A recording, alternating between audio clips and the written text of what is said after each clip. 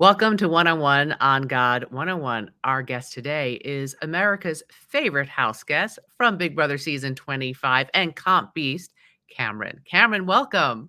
Hey, Miss Julie, thank you so much for having me. Thank you for saying yes and coming on the show. We have a lot of catching up to do, but first, God. Did you grow up knowing God? I did. Yeah, I grew up in a small town. It's a really big deal where I came from. I actually played in my worship band in churches and grew up on youth programs and all kind of stuff. I mean, that was exactly what you did in a small town. So yeah, I absolutely did. What was the small town? Well, I grew up in Eastman, Georgia. And any surrounding town is also a small town from Eastman. So anywhere that you go is stone's throw. The first question that we ask, as someone might move into town, and the first question that you ask is, "Hey, I'm so and so. Hi, it's great to meet you. How many kids do you have? Where do you go to church? Not do you go to church? Where do you go to church?" So it's actually, yeah, it was a very big deal growing up in the community, and it's always been a forefront of everybody's mind where I'm from. I love that. Now, for you personally, did you ever fall away? Yes, I absolutely did. Interesting that you asked that. I mean, I was in the Army for 9 years, and there was a lot of times where I had a lot of questions, and I had a lot of deep thinking and a lot of things to do. And luckily for me, I surrounded myself with people that were like-minded, and grew up the way that I grew up, and we could lean on each other. And we even, when I was in Afghanistan, we had this thing called bunker Bible study. Whenever we would go into the bunkers, there's sometimes we would have to be in the bunkers. There'd be, high alert times when a lot of stuff was happening, and we would have to be in the bunkers at certain time periods. And we said, hey, this is the safest place as any to have a little Bible study. So even in those times when I would be very confused, hurt, didn't really know where I was, who I was. There were a lot of times when we could lean on each other, and I had a lot of questions that were answered. And I'm sure that you know all too well, the answer isn't necessarily the answer. Sometimes it's the absence of the question, so that you can continue to lean on each other and go, "Hey, man, I don't know the answer to this question either, but let's talk about it." When you were in the Army for 9 years and, you had questions, did some of these questions and did you question God's existence? And was it because of, like, the horrors of war that you witnessed?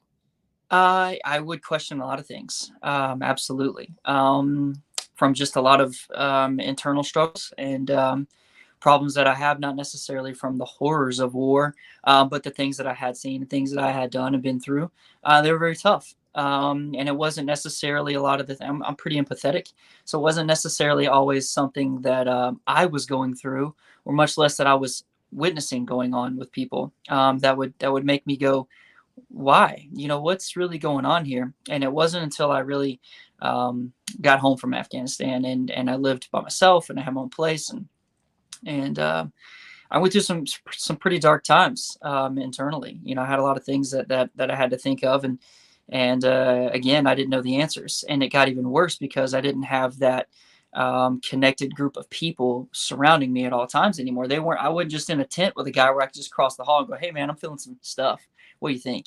Now I had to literally reach out to people.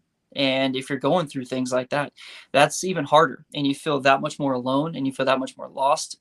And you feel like you're the only one thinking the things you're thinking and struggling with the things you're struggling with. So if you have the opportunity to really reach out, I implore you, you have to, right? And I started going back to church with my mom and dad, and that's when I got back involved in playing guitar in the worship band. And I mean, it's a remarkable thing whenever you come back to it. It's very emotional. I cried like a baby in the pews. It happens. So yeah, I grew up that way. I had struggles during and throughout my time, not even just in the Army, but when I got out, which was even tougher. And got back in the church and did all of those things as well. So it's good because we're actually still, being in this community with my parents living in Eastman.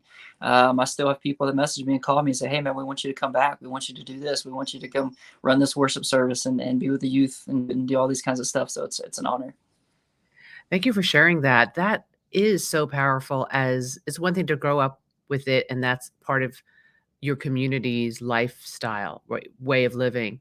but then as an adult to make that decision and go back full force on your own because your heart is leading you there. That's powerful. Well, thank you, Miss Julie. Talk to me, what do you tell your daughter Stevie is now she's 7? She's 8. Yeah, she turned 8 while I was in the house. Oh, yes, that's right. Now, what do you teach her about God? What do you tell her about the Lord? So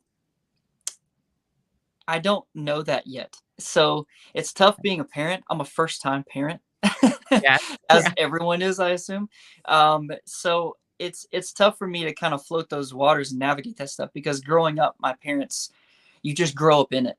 Um, we don't have a roadmap to how to parent and tackle those big hurdles of something that's very prevalent on my heart, and it is on my parents and my community, but it's not something that I just want to just drive into or so immediately. So what we did was we just kind of brought her around it. There's always Bibles, vacation Bible schools, and there's always youth groups and studies and stuff that go on, at churches. I mean, just multiple churches in our community. We get invited to all this kind of stuff, and all of my family, we all go to a few different churches in the community. So Stevie is just like a suitcase. She just rolls up with every one of us and just kind of goes to different places. And so what I've done is I've kind of set it up to where she comes back and she asks me questions. I don't want to just full on information. I want her to absorb it and be in that environment with her friends and her family and someone other than me, because if daddy tells me, well, daddy tells me everything.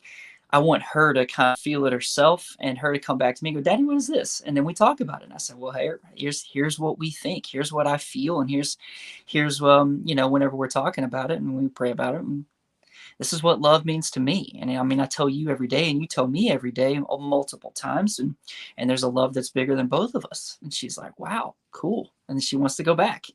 So that's kind of how it's working so far. Well, you sound like you do it sounds like you're doing a great job. Thank you. Let's talk about Big Brother. When on finale night, when I opened the envelope and I revealed that you were voted America's favorite house guest, you looked very, taken aback and emotional. Why? I mean, if you read anybody's name on live television stating that you're America's favorite player from your favorite television show of all time, I don't know who could not take that, who could not be emotional when that happens. I've been a fan since absolute day one, just from the beginning. And I voted tons and tons of times for my favorite players, and I could not believe the reception. I mean, when you're in the house, you have no idea what's going on. I was just hoping to walk out the door and people be like, "Okay, we don't hate him all the way. He's not too bad." So whenever I was told that people actually liked me, and a lot of them, that I don't know how that couldn't touch your heart. I mean, I still can't wrap my head around the fact that people want to talk to me, people want to hear from me, people want my perspective, and they yeah, I still can't get it. It's crazy. How much of the show, since getting out, because you were, sequestered, you were in jury, you were the first juror. How much of the show have you watched? So I picked and chose. I kind of went through pieces of it. I haven't sat down and watched the whole thing in its entirety. But I wanted to be like, there were questions in my head where I was like, I wonder how this looked on TV. I wonder who did what in this competition. How well what did they talk about in the in between sections of the segments? And those were the ones that I wanted to watch. So I went back and I watched a lot of like the competitions and the conversations that were going on between the competitions. Those were the things that I was interested in, and I've kind of had to sit down with my mom and watch some of them because God knows she has a million questions. Every single time I watch something, she's like, what do you think here?" And I'm like, I don't even know. I don't even know what's happening right now. Honestly, I'm a fan right now watching the show going, "Cameron, what are you doing?" Anything surprise you? Anything that you heard or saw surprise you in what you have seen so far? It was shocking to kind of watch, to go back and see how lost I was when talking to Suri and Jared, and Mm. just being like, "Oh my God, you gave so much information right there, and how did you not see this?" And I go, "Well, you know what? I'm only human. There's no way that I probably could have been keen to that from the very beginning, from the jump." So the fact that I navigated it as well as I did, I was like, wow, at least I got out of there alive. Have you kept in touch with anyone, and do you think you made any lifelong friendships as a result of playing this game? Oh, I talk to a lot of them often. Let's see. I mean, I could name all the names, but yeah, I keep in touch with the majority of them. As far as lifelong friendships, yeah, I have more than a few. I mean, I talk to Red every single day. Good. If I'm not talking to Red, coincidentally, I'm also talking to Blue, which is weird. Two colors. And if I'm not talking to them, Bowie Jane, I talk to Chag. All of that's just everyone. We have kind of a group message going on between all of us, and a lot of FaceTimes and stuff.